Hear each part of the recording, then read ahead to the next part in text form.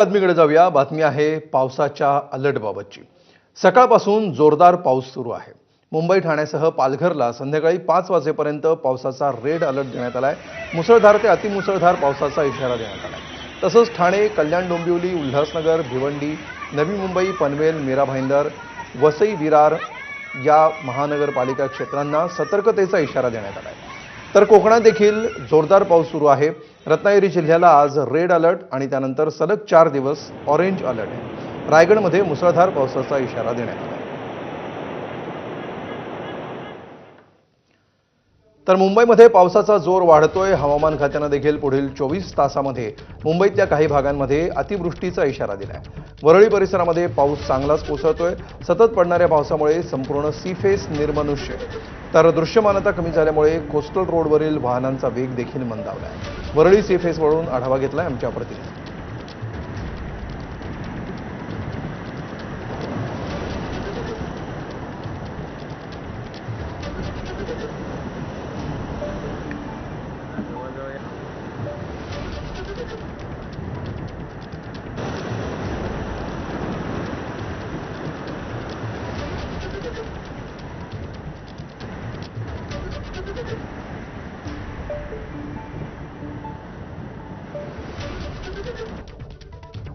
मुंबईत पाऊस थांबण्याचं नाव घेत नाहीये। सतत पडणाऱ्या पावसामुळे मुंबईत अनेक ठिकाणी पाणी साचलेलं आहे। आपण सध्या मुंबईच्या वरळी सी फेस परिसरात आहोत।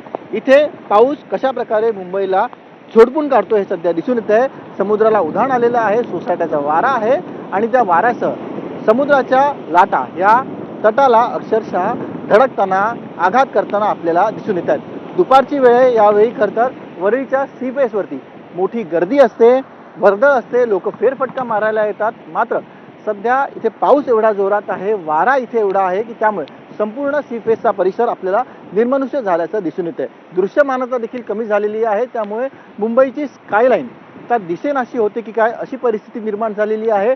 कोस्टल रोडवर देखील आपण बघतोय की वाहनांनी काही प्रमाणात त्यांचा वेग हा कमी केलेला आहे। मुंबईमध्ये कालपासून पावसाने चांगला जोर धरलेला आहे। दक्षिण मुंबई, मध्य मुंबई, पश्चिम उपनगर तसेच पूर्व उपनगरामध्ये सतत पाऊस पडतोय आणि त्यामुळे अनेक ठिकाणी जे सखल भाग आहेत त्यात पाणी साचलेलं आहे, लोकांच्या घरात पाणी गेलेलं आहे। त्यामुळे मुंबईकरांना अनेक अडचणींचा सामना करावा लागतोय। रेल्वे सेवेला देखील याचा फटका बसलेला आहे।